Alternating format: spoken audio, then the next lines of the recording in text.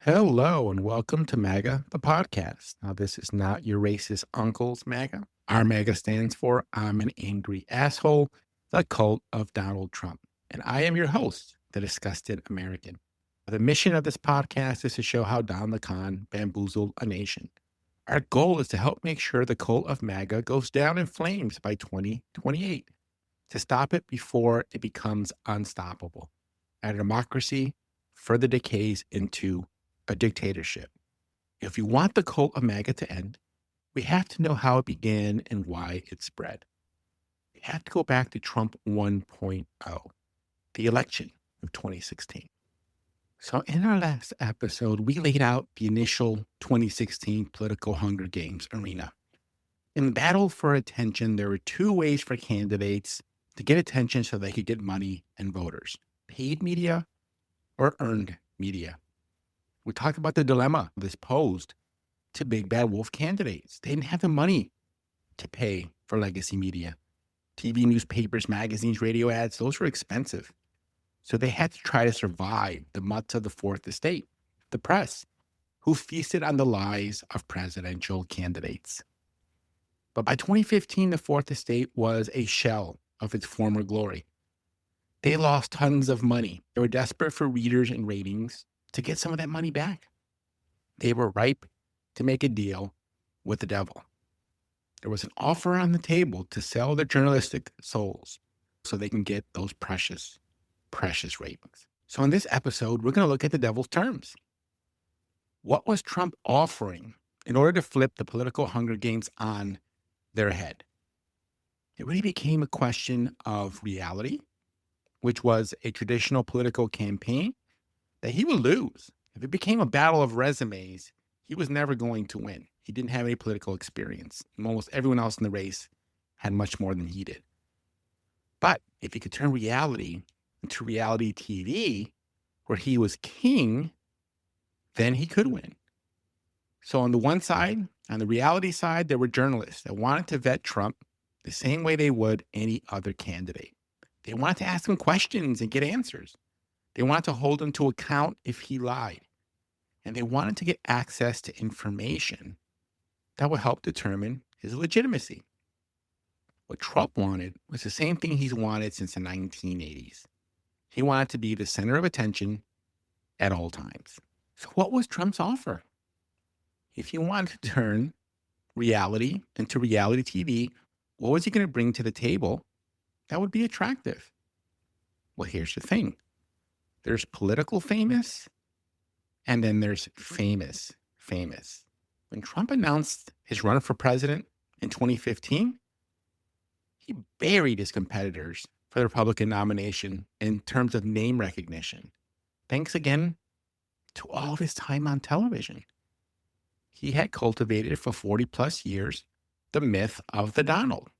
He was an American Idol on TV for all that time. Monopoly man, emblematic of American capitalism, the uber successful, self-made billionaire. WWE superstar, man of the people that took it to the elites. Remember, in the battle of the billionaires with Vince McMahon, it was McMahon who was the horrible elitist that thought he was better than everybody else. Trump was a man of the people. He was a populist. So when Trump's longtime political aide, Sam Nunberg, was asked, is Trump a good person, an intelligent person, a capable person? He replied, I don't even know, but I know he's a star. And that was the offer. Legacy media, the fourth estate, knew that Trump's ability to jazz up a boring reality show scene with a wow gesture or a crazy comment would translate easily to the campaign trail and would boost ratings. Covering Trump meant covering drama, and drama equals ratings. That's the basic premise of reality TV, story through conflict. That's why there's so many damn competition shows. Those kind of shows offer lots of conflict, clear winners and losers, good guys and bad guys.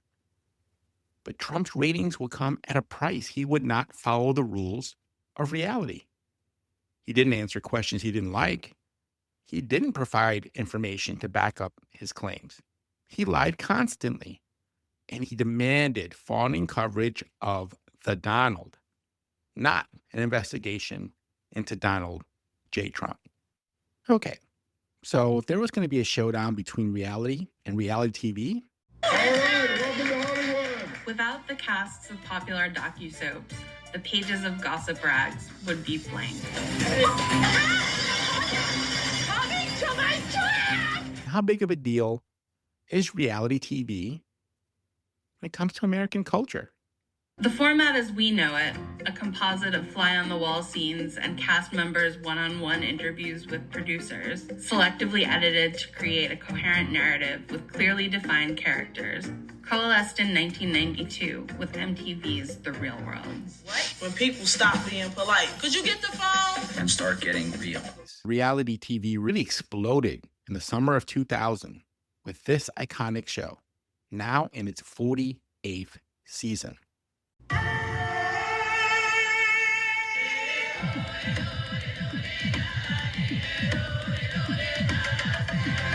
Starting with Survivor, reality shows grew like a virus because they're way cheaper and faster to produce than scripted TV shows.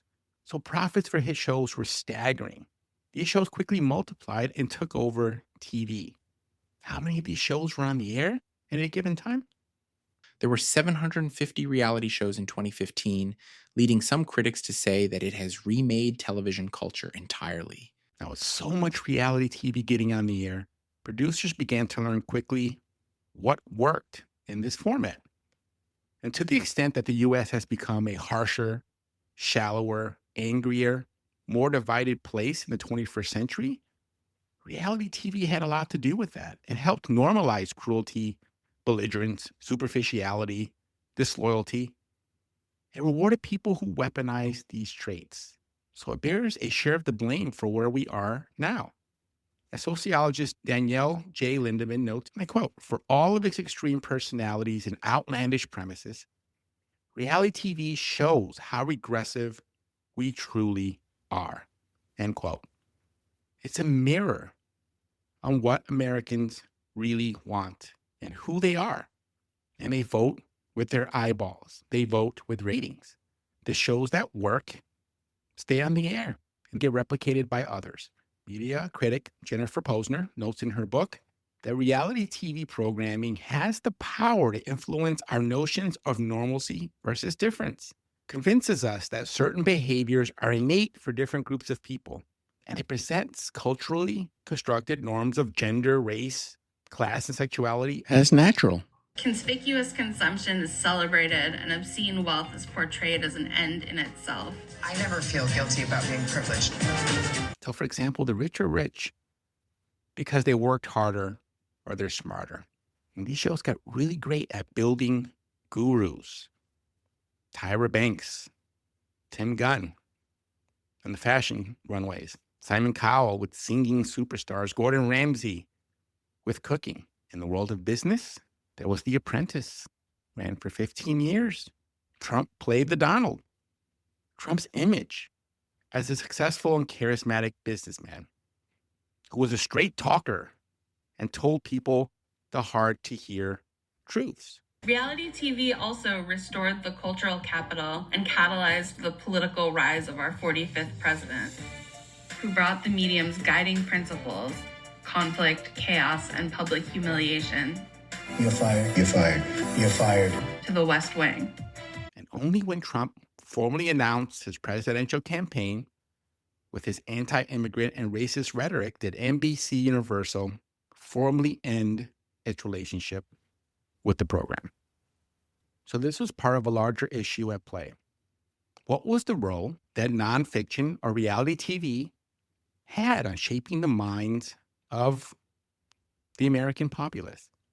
There were 750 reality shows in 2015, leading some critics to say that it's even remade television culture entirely. With so many shows on the air, so many reality shows everywhere, news programs started to copy reality TV techniques.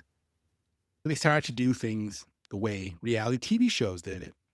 Things like putting music under soft news stories. But the problem with treating reality TV as reality is it can really warp your mind.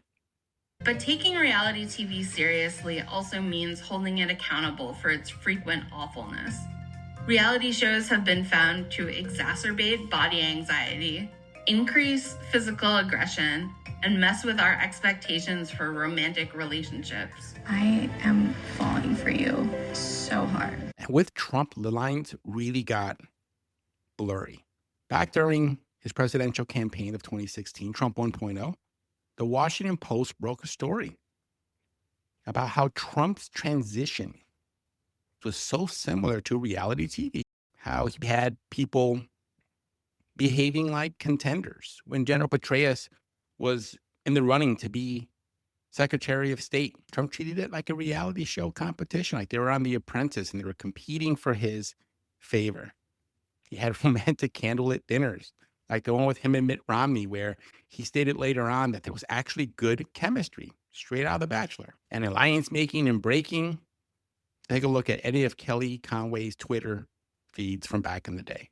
So what did the reality TV show gurus, the guys that came up with this stuff, think about Trump? Jeff Jenkins, who was responsible for Keeping Up with the Kardashians, Project Runway, The Simple Life, The Real World, among others, said, and I quote, "I don't think it's surprising that conflict is being stoked, created, and encouraged.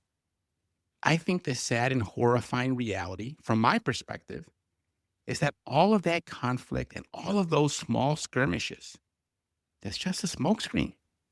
We, as citizens, are getting distracted. It's an unfortunate technique, but it's effective." End quote.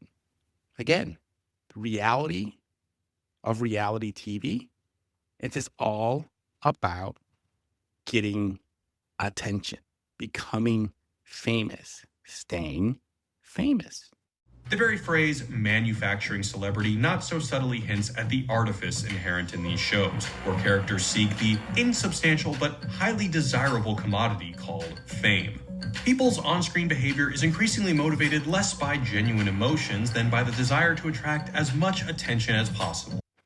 So when Trump was trying to turn reality into reality TV, these reality TV show gurus really did try to ring the bell to let us know what was happening as Trump 1.0 started to gain steam. Jenkins said, "I wish that I was that insightful and could have predicted that voter response. I personally did have a pit in my stomach during the election because I think that we sometimes forget the enormous reach of celebrity and fame. And unfortunately, on his game show, he was presented as a competent, articulate businessman." 15 seasons of The Apprentice not only makes him a smooth television performer, but think of the way he looked in that show. High back chair, perfectly lit, great makeup, great hair, decisive, making decisions, running the show. He looks presidential. Do you think voters, non-sophisticates, make a difference between entertainment and politics? Former Apprentice producer Bill Pruitt expresses regret for having assisted in Trump's ascendance in an email he wrote to Vanity Fair. He wrote that the show, quote, "Some clever producers were putting forth a manufactured story about a billionaire whose empire was in actuality crumbling at the very same time he took the job, the salary, and the ownership rights to do a reality show. He said The Apprentice was a scam put forth to the public in exchange for ratings. We were entertaining, and the story about Donald Trump and his stature fell into some bizarre public record as truth." The word documentary was first used by Scottish filmmaker John Grierson in the 1920s, and he described it as the creative treatment of actuality. Even this definition says a lot. Applying creativity to actuality already suggests that it's distinct from actual actuality. Reality TV is not reality. It's like looking into a funhouse mirror. What you see is distorted and it's twisted. It's a caricature. It's a character. Pruitt, the Apprentice producer, went on to say, "It's about a complex global system that uses the media to construct its allies and to sway the populace to move like lemmings towards the ballot box. We are masterful storytellers, and we did our job well. What's shocking to me is how quickly and decisively the world bought it. Did we think this clown, this buffoon with the funny hair, would ever become a world leader? Not once, ever. Would he and his bombastic nature dominate in primetime TV? We hope so. Now that the lines of fiction and reality have blurred to the horrifying extent that they have, those involved in the media must have their day of reckoning. People are buying our crap. Make it entertaining, yes, but make it real. Give them the truth or pay the consequences, end quote. We are Living in a world of those consequences, of people getting the idea of reality and reality TV mixed up, believing in a world where the Donald was not a character, but actually a real person. Jeff Jenkins says, in my experience, people who star on reality television shows, especially a game show like The Apprentice, for which Donald Trump was basically the judge, the producers hold your hand very tightly to make sure that you hit your marks and check all of the boxes that need to be checked so that everything is nice and clear and tidy for the viewer. Every 22-minute episode of The Real World was the result of 70 hours worth of raw footage, meaning this version of reality has to be cherry-picked and skewed. And that's the thing about reality TV. What you see is not what really happened. The polish on these things is built in editing and condensing. This creates edge and excitement, but it's not real. It's not who these people are most of the time. Imagine if someone saw a highlight video of 22 minutes of your life from the past month, but only the emotional moments, the moments fueled by conflict, or drama, or alcohol. How accurate would that video be in terms of someone knowing who you are? Probably not very. The video would not be you. It would be a character. And the character could be molded by producers and what they chose to share. Depending on what they picked and how they edited it and spliced it together, same person could be a brat, a rebel, a Karen, a flirt, an idiot, a schemer. And that's the thing about reality TV. So Jenkins continuing on his thoughts around how The Apprentice helped Trump resonate with American voters, in spite of having no political or governing experience, he says, Donald Trump has over a decade of experience delivering sound bites on his former game show that need to be very short, clear, and effective. That skill is what is required of a judge in a game show, which is a fantasy. This is now reality. From my perspective, to see that basically the judge of a game show is now preparing to be the leader of the civilized world. It's like having a toddler drive a city bus, end quote. And that's just it. You can make a story about a baby driving the bus and it'll be cute and adorable. You can create a reality TV show episode where Trump yells at Carrot Top for screwing up the lemonade stand. But when you accept those stories as truth, as reality, shit gets really weird really fast. It reminds me of this old skit on SNL, Saturday Night Live, called Toonses. Toonses, the driving cat, the cat who can drive a car. He drives around all over the town. Toonses, the driving cat. Toonses, the cat who can drive a car. Do you think Toonses will pass his driving test? I don't know, that written part is pretty hard. And he can't even read. Maybe he'll make up for it on the driving part. Damn, I wish I could help him. All right, sir, if you'll just go ahead and pull out into traffic. Look out!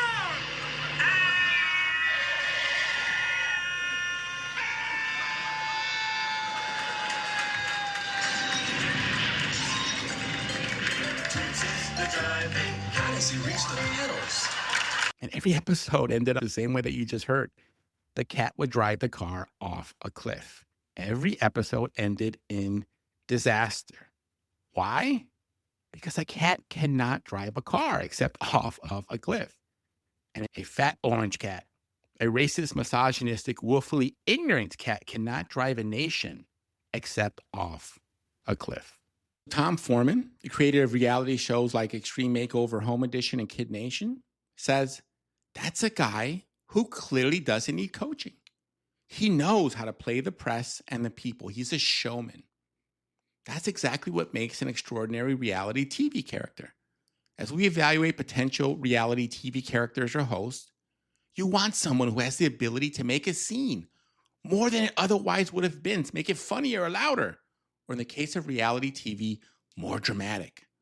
You drop them in and they bring the drama. If you look at Trump's Twitter feed, he clearly understands that better than the mainstream media. End quote. The Donald knows how to get attention. Foreman continues. Think of another president who would be sort of teasing us with glimpses of his thinking during the process. Trump knows, I think, that people are fascinated and eager to know and ready for a surprise and a twist at the end. That is exactly how you'd cut the episode. You keep people guessing until the very end. There will be leads and misleads. The guy you think is getting eliminated from the island stays. The fan favorite is voted off. I think the reason he was a big TV star is the reason people are excited to see what he will do as president. But he just knows his stuff, end quote. What stuff? Well, 40 years of being an American Idol, a WWE superstar, a Monopoly man, taught Trump some valuable lessons about getting attention. He knows how to work a crowd. He knows how to elicit an emotional response with simple language and messaging. He speaks in sound bites. That's the language of ratings. All that translates into sweet, delicious ratings.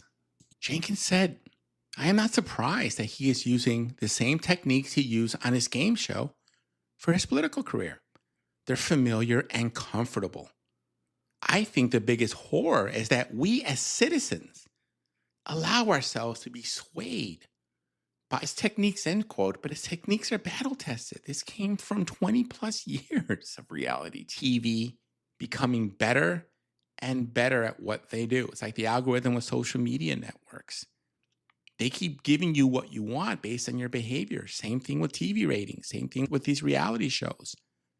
What worked got repeated. It got baked in. It got normalized as these shows went on and on. But stories are not truth.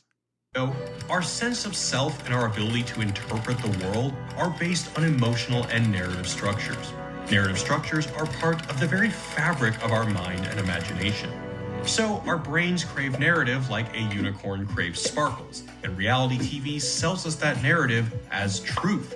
They're memorable, they're comfortable, they're emotional, but they are inherently manipulations of truth to support a storyteller's goal in generating an emotional response. Rom-coms make you lovesick by design.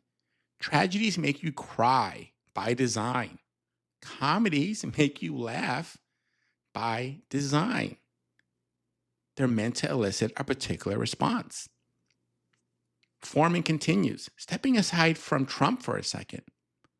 If you look at the Real Housewives cast or a Real World cast, the entire narrative of these shows is an argument over what happened and how it's going to be perceived.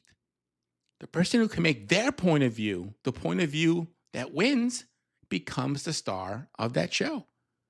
And Trump is doing that on the largest scale imaginable, end quote. Think about the way the world is now. It's exactly what we are seeing. Foreman continues, the engine that powers reality television is conflict. Who's mad at who? Who's ahead of whom? Who's winning? Who's losing? He just knows that in his DNA and reframes the conversation in those terms. By the way, it is the engine that powers reality television because it's intuitively satisfying for the viewers. You like there to be winners and losers and right and wrong. Most of these shows have good guys and bad guys, and it's really clear which category a particular person falls into. I think politically he's applying that same methodology, right? America's going to win. It's going to win really big. For a country raised on reality television, that's a thing we understand, end quote. Jenkins makes a point to note. What you need to hear is that whether it's a scripted project or a reality project, the people in front of the camera, they become characters. Paris Hilton was a sweet girl who happened to be an heiress and have a famous last name. She became a character, an archetype, something much bigger than the reality of who she really is as a human being. So Donald Trump, the judge on his game show, that's a character. It's frightening for me to think that other citizens don't realize that is a character, end quote. You better take a shower. We're not going out tonight with you. Where's the cooking room? What's professional?